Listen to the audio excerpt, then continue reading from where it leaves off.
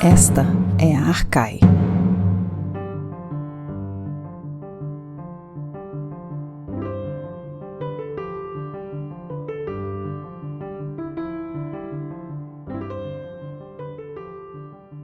Olá, ouvintes, bem-vindas e bem-vindos a mais um episódio do podcast Arcai.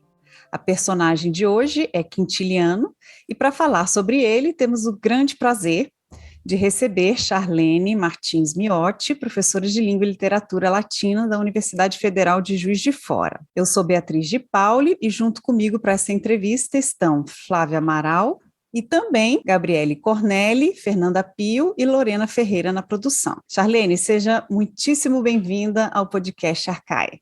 Boa tarde, obrigada, Bia, querida, pelo convite para estar aqui com vocês hoje, toda a equipe do podcast Arcai pelo convite, para participar desse belíssimo projeto que tanto tem contribuído para a projeção do trabalho desenvolvido nas universidades, especialmente nesse período de pandemia. Fico muito honrada. A honra é toda nossa, Charlene. Vamos começar então conversando um pouquinho sobre a sua carreira. Conta pra gente como é que você se interessou pelos estudos clássicos, como começou essa relação sua com a antiguidade?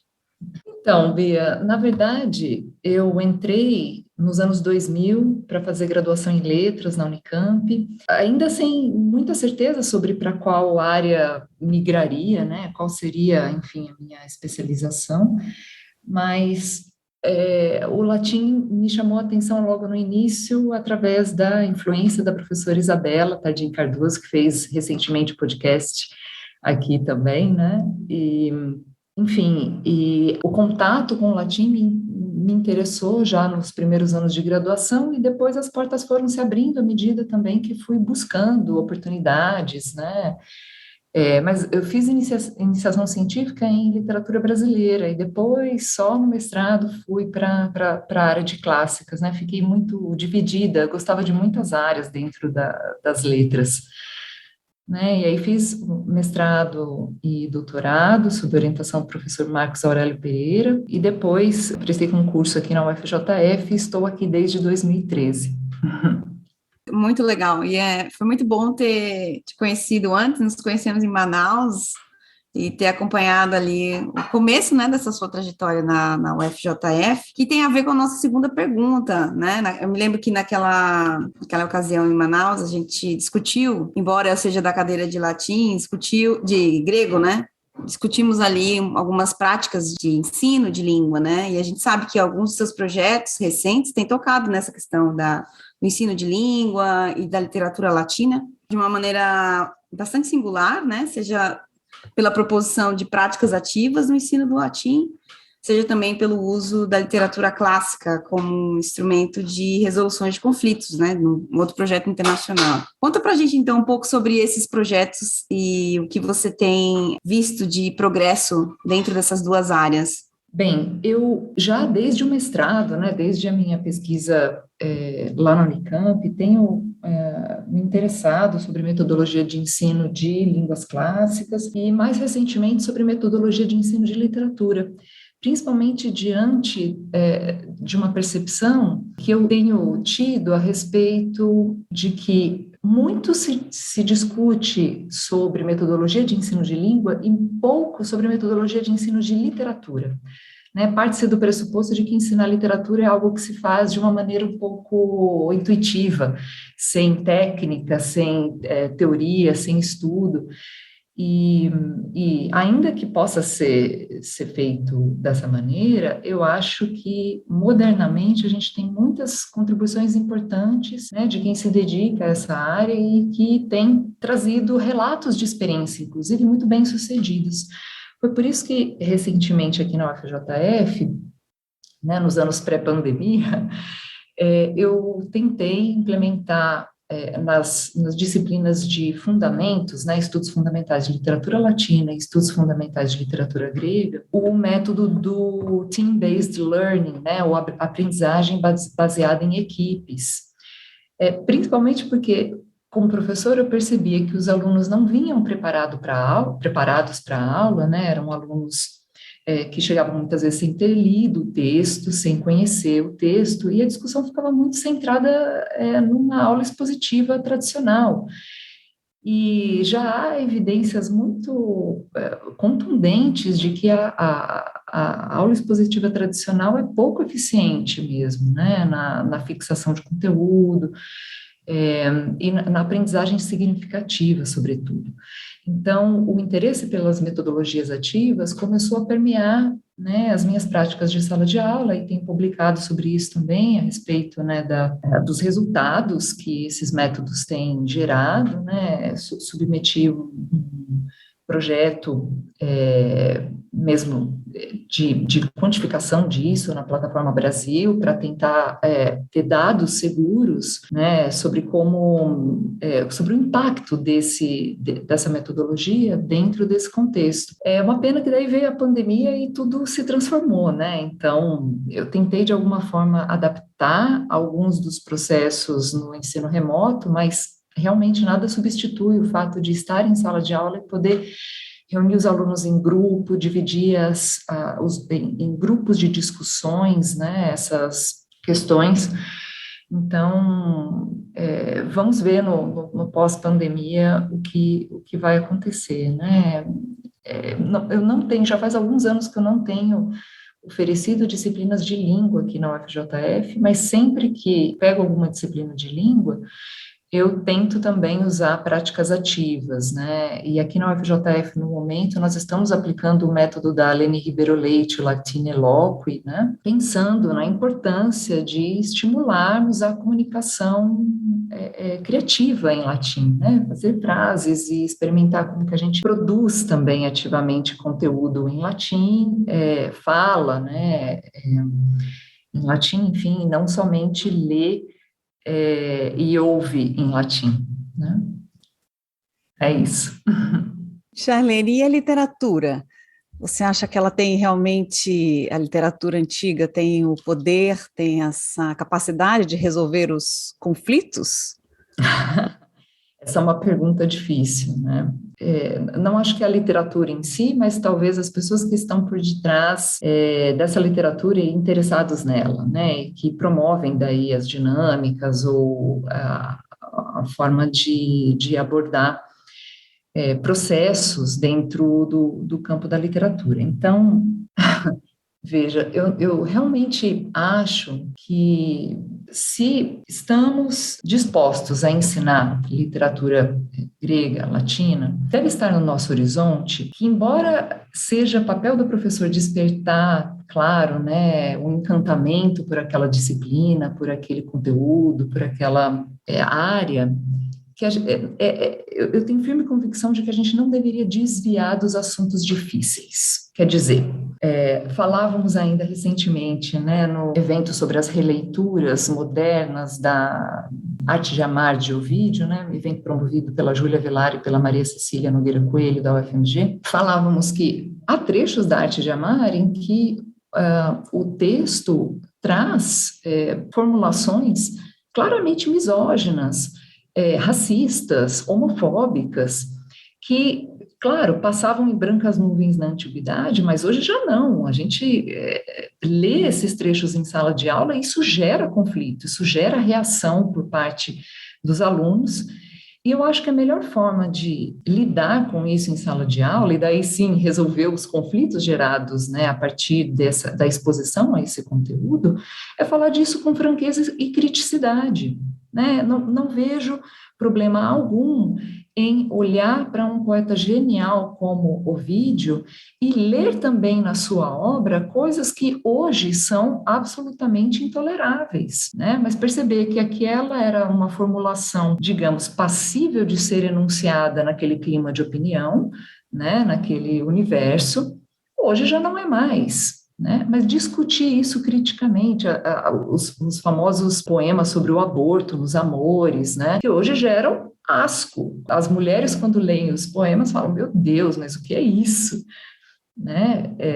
Não há aqui confusão entre o que pensava Ovídio como autor e o que aparece nos poemas como parte da sua voz poética, absolutamente. O que há é simplesmente o reconhecimento de que é preciso acostumar os nossos olhos quando a gente se volta para a antiguidade, né? E reconhecer que é perfeitamente possível também que um poeta genial também tenha formulado essas frases, versos complicadíssimos, né? E que é possível a gente ler e discutir sobre eles com maturidade, sem cancelamentos apressados. Você tocou num ponto também do cancelamento, né? Hoje cedo eu vi que uma colega, ex-colega da USP, colocou no Twitter que as pessoas estão começando a cancelar Dostoiévski por conta da relação da guerra, né? E ontem, eu fui dar uma aula sobre a Eneida, no meu curso de mitologia, sobre os livros 9 e 12, que são exatamente os livros da guerra, com as descrições dos massacres e tudo mais. E aí eu me vi nesse impasse, né? Estamos no âmbito da literatura, porém há um momento de guerra e há um momento que a Toronto abriga muitos refugiados e ucranianos e imigrantes, enfim, russos e tal. E eu tive alunos que vieram falar, olha, professora, eu tô tendo problema na minha família, pedindo extensão em prazos e tal. E aí eu me vi na condição de ter um disclaimer, né, de ter um alerta antes da aula, antes de eu começar a aula, dizendo que aquele conteúdo era sensível por conta do momento. Então, nós íamos discutir, eu ia discutir trechos de sanguinolência, coisas que, infelizmente, você liga a televisão e você está vendo acontecer. Então, acho que é muito interessante você colocar isso, que a gente tem que encarar a literatura, a literatura antiga, no nosso caso aqui, de maneira real e de maneira a problematizar e a sermos críticos em relação a isso. Mas isso é só um brevíssimo comentário. Porque nossa próxima pergunta, na verdade, é sobre a sua outra esfera de atuação, né? Você participou da diretoria da SBEC por 2 mandatos consecutivos, né? Atuando não só na administração da sociedade, mas também na editoria da Revista Clássica, né? Da qual você atualmente é a editora-chefe. Então, a gente gosta de também tratar desses outros temas e atividades. Então, como tem sido, né, essa experiência na SBEC nessas 2 esferas? Bacana, Flávia. A Beatriz, que está aqui presente, é minha companheira de clássica, né, editora associada, e foi minha companheira também no primeiro biênio, 2018-2019, né, quando ela foi secretária, e eu fui tesoureira da SBEC. Foi uma trabalheira sem fim, está sendo ainda uma trabalheira sem fim, a Bia sabe bem o que estou dizendo, né? E claro que a gente teve muito apoio, muita ajuda, né? Mas também situações extremamente difíceis.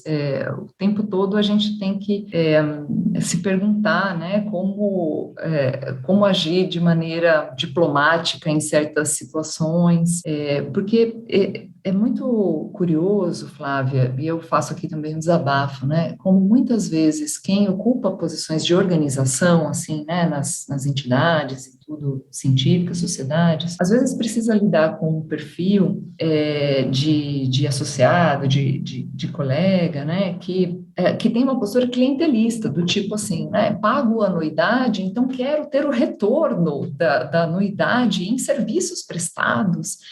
E às vezes pergunta para a gente, né, o que a SBEC pode fazer por mim?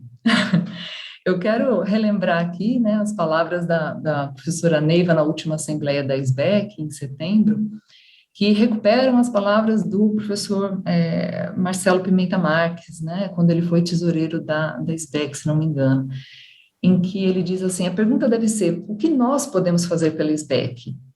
Não o que a SBEC pode fazer por nós, né? Somos nós, sócios associados, que sustentamos a SBEC, que mantemos a SBEC viva, para que nos represente, para que possamos ter um veículo de publicação em acesso aberto, gratuito, né? Agora que, como bem lembrou o Gabriele recentemente lá no nosso grupo de editores, está crescendo a onda do pay for publish, né? Em que as pessoas estão pagando para serem publicadas, né, e quando, na verdade, ter um veículo de acesso aberto que não cobre nem dos autores, né, e que é a clássica é um patrimônio, né, da SBEC, da área de estudos clássicos no Brasil. Então, assim, apesar de todas as dificuldades, eu fico muito feliz e honrada mesmo de ser editora-chefe da Clássica, de receber tantos artigos interessantíssimos, né, das mais variadas áreas. O que eu tenho aprendido sobre Mesopotâmia, olha, eu vou falar para vocês, na próxima publicação aí, né, que está prevista para esse mês, em março, vocês vão ver pelo menos 2 artigos, né, sobre o Acádio e sobre epigrafia, né, que são, assim, muito distantes de tudo que eu já estudei na vida, e por isso mesmo é extremamente interessante o trabalho, né, porque a gente tem acesso a áreas dos estudos clássicos como editoras, né, Bia, que não teríamos se estivéssemos só concentrados ali no nosso objeto, né? Com certeza, Charlene, é um aprendizado constante em todos os sentidos, né? Em todos os sentidos. Vamos fazer agora um intervalo e já voltamos então para conversar sobre a nossa personagem de hoje, que é Quintiliano.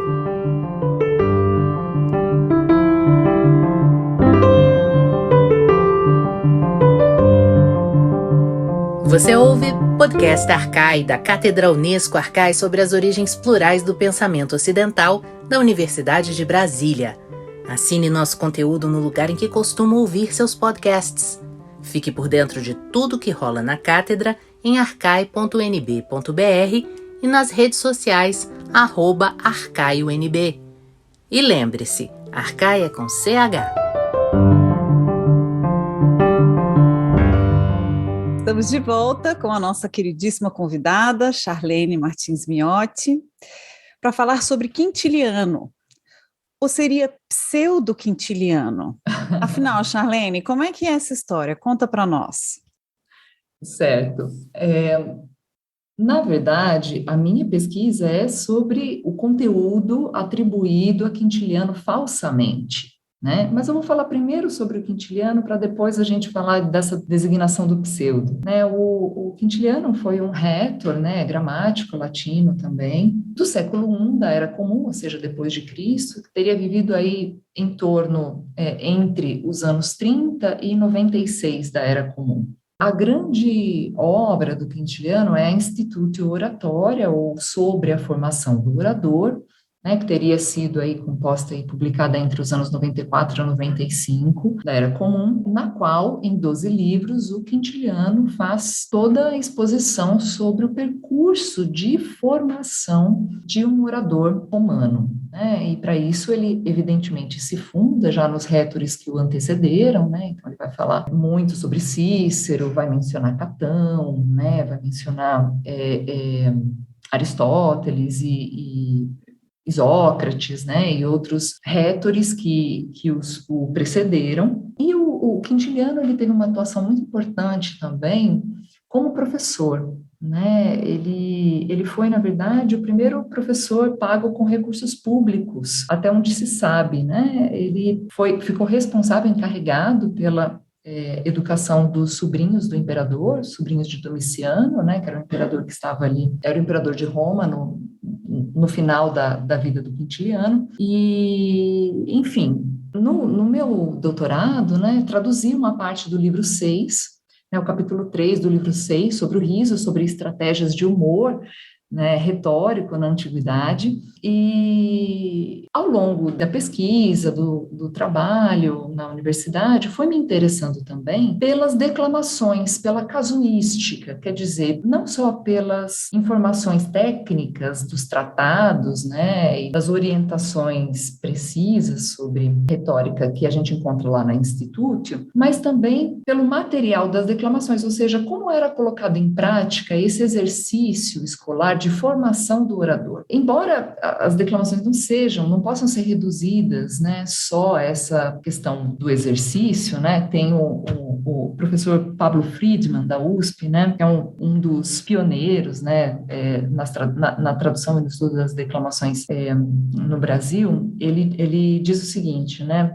que as declamações são um gênero discursivo novo, né? Elas ocupam um não lugar, porque embora elas sejam reconhecidas, né, na sua origem escolástica, né? A gente pode voltar aí até o século V, antes da Era Comum, né, antes de Cristo, portanto, elas não podem só ser reduzidas aos exercícios escolares, né? E também elas não participam tão plenamente só do campo da recitação poética. Elas são um gênero híbrido, digamos, na antiguidade, que envolve literatura e retórica na mesma medida, porque esses conjuntos de declamações, né, eu me volto especificamente para as declamações maiores, né, do pseudo-quintiliano, esse conjunto tem datação variada, então, entre o final do século I e início do século II até o século IV, né, está bem espalhado, assim, né, no espaço temporal, são declamações que trazem muitos elementos que a gente vai encontrar nas tragédias, nas comédias, né, e, portanto, se misturam diretamente com estruturas, formas e enredos que a gente vê acontecerem nos gêneros literários mais tradicionais, né? Então, a gente está falando aqui de um exercício retórico, sim, né, mas a gente está falando também de performance, porque muito provavelmente esses exercícios não eram só escritos, eles eram também performados, né? E a gente está falando também de uma grande influência da literatura, principalmente na colocação dos dilemas, né? Que interessam porque trazem, às vezes, inclusive, acusação e defesa, parte contra parte, né? Sobre um mesmo objeto. Então, isso passou a me interessar e aí eu larguei mão de continuar traduzindo quintiliano e fui traduzir pseudo-quintiliano. É isso. Muito bom. E vamos saber, porque às vezes a gente encontra esses autores pseudo, assim, a gente tem uma ideia, mas não sabe exatamente no rigor o que é aquela pessoa. Flávio, eu acho que eu esqueci só fazer Pois não. parênteses. Eu esqueci de dizer que, na verdade, por que pseudo, né? Porque acredita-se modernamente que seja um material, né? Quintiliano morre no ano de 96, no final do século I, né? Mas acredita-se que seja um material que inclua nessas declamações, né? Muito conteúdo dos seus seguidores, dos pupilos, das pessoas formadas pela Instituto Oratória e que daí produziram essas declamações, né? Então, não fica só, a gente não poderia atribuir exclusivamente ao quintiliano, embora é possível que haja material, algo de seu ali no meio, né? Mais umas vezes, os alunos provendo material para os futuros classicistas, né? Como a gente vê em outros momentos, em outros gêneros. Mas, explorando então essa questão da declamação, né, que você falou, que não é só texto, que não é só um recurso didático, porém, mas também é um recurso de retórica e de performance, né? Como que a gente, então, pode falar sobre esses textos, né, em relação à formação romana e também ao entretenimento? Existe uma conexão entre essas performances, digamos assim, de sala de aula, a grosso modo, e uma certa conexão com o entretenimento? Eu acho que sim, sim. A própria figura do quintiliano, ela começou a me interessar também pelo fato de que a gente vê na Instituto Oratória a posição seja de um rétor, seja de um professor, seja de um filósofo, né? Ao mesmo tempo reflexão sobre a linguagem, sobre métodos de ensino, porque ele é também um gramático muito interessado, né? Também até desde a alfabetização, como a gente vê lá no livro 1, né? Até debates, como a gente vê no livro 11, sobre como fazer uma boa performance, né? E isso inclui não só o trabalho do orador, mas também o trabalho do professor. Me parece, assim, que a matéria sobre a qual o orador e sobre a qual o professor se debruça não é assim tão diferente, né? A gente quer persuadir também em sala de aula, né? Então, a gente apresenta os nossos argumentos, a nossa leitura da situação, né, de uma certa obra. E em relação à questão do entretenimento, que está diretamente ligada à questão da performance, principalmente no caso das declamações, a gente tem, assim, a gente tem notícia, né, de que as declamações se estabeleceram no século I como realmente uma atividade erudita e de encontro, não só dos alunos que estavam em formação para se tornarem oradores, mas até dos oradores já formados. Então, quer dizer, as pessoas se interessavam em ouvir uma boa declamação, em ouvir uma boa apresentação verbal, sonora, bem pensada, bem articulada, de pessoas que já tinham uma formação sólida, né? Talvez como nós, hoje em dia, quando a gente para ouvir uma TED Talk, quando a gente, né, se interessa por assistir a uma palestra, né, enfim, e se encanta por um bom orador, por alguém que é capaz de manejar a linguagem e estar atento às reações do seu auditório, né, e muitas vezes mudar o curso das coisas de acordo com essas reações. Essas são todas dicas que o Quintiliano traz lá para a gente no livro 11 da Instituto de Oratória, e que servem muito ao professor, né, e servem muito também para a gente pensar no entretenimento de forma mais abrangente, né? Como a performance, como o uso da palavra também gera prazer, gera admiração, gera interesse, né? Então, a gente vê nesse conjunto de declamações vários exemplos de situações particularmente drásticas, por exemplo, no caso da declamação 12, em que uma cidade inteira foi condenada à antropofagia, ao canibalismo, né? E, claro, eles estavam numa penúria, né, com uma fome que assolava a cidade, e aí eles enviaram um legado, né? Enviaram alguém para buscar grãos, e essa pessoa, querendo trazer mais grãos para a cidade, acaba vendendo a primeira parcela de grãos que tinha obtido para conseguir o dobro de grãos, e com isso condenou aqueles que estavam lá à cidade a comerem seus próprios parentes. É uma coisa assustadora, né? Inclusive, essa declamação vai ser, ao que tudo indica, publicada esse mês ainda na revista Letras Clássicas da USP, né? A mais longa declamação do conjunto das declamações maiores, e foi feita em coautoria com o Fernando Miranda Fiorese Furtado, que foi me orientando aqui, e hoje é orientando de Pablo Friedman lá na USP. Que maravilha, Charlene, que boa notícia, excelente notícia. E pensando nessa conexão que você fez, por exemplo, com essas performances e com a TED Talks, por exemplo, né? Você acha que o conhecimento sobre esses textos que estão sendo traduzidos agora, né, por você, pelos seus orientandos, ajuda na nossa própria formação enquanto pessoas vivendo no mundo contemporâneo? É aquela velha questão da utilidade, né? Será que a gente consegue individualizar uma utilidade para isso?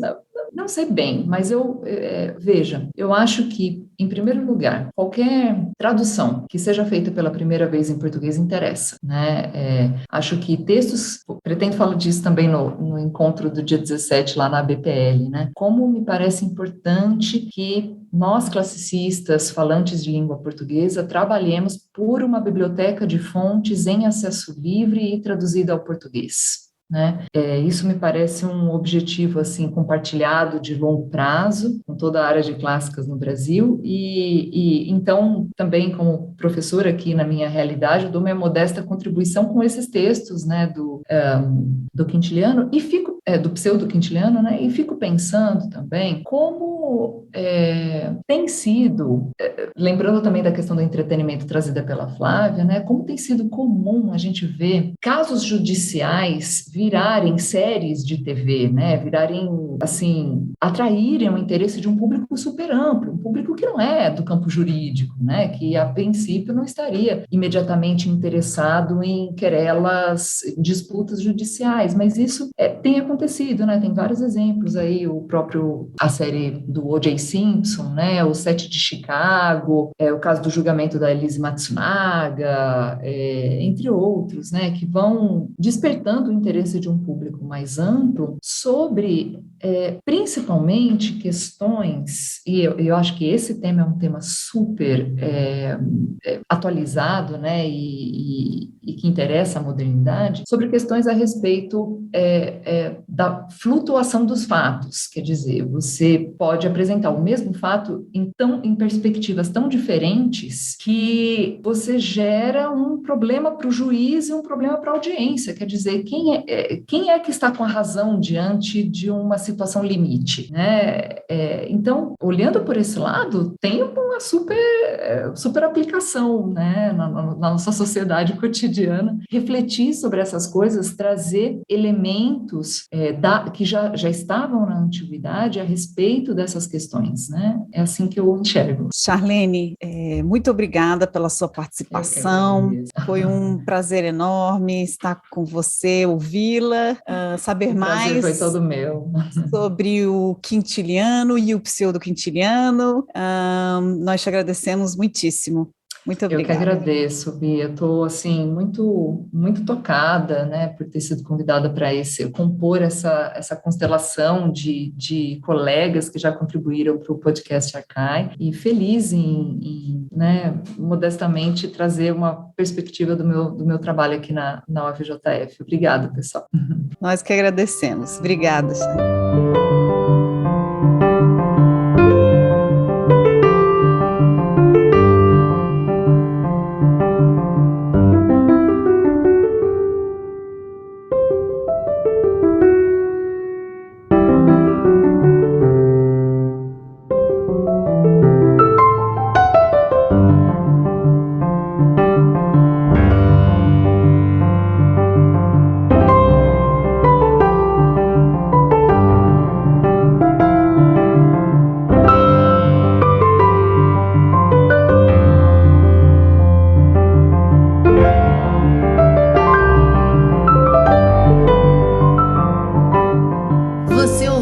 Podcast Arcai, da Cátedra Unesco Arcai sobre as origens plurais do pensamento ocidental. Produção: Ariadne Coelho, Arthur Sobreira, Beatriz De Pauli, Fernanda Pio, Flávia Amaral, Gabriele Cornelli e Lorena Ferreira. Locução: Marcela Diniz. Trilha de Dan Bodan. A Cátedra Unesco Arcai integra o programa de pós-graduação em Metafísica da Universidade de Brasília. Acompanhe nossas atividades em arcai.unb.br e nos siga nas redes sociais. Até a próxima!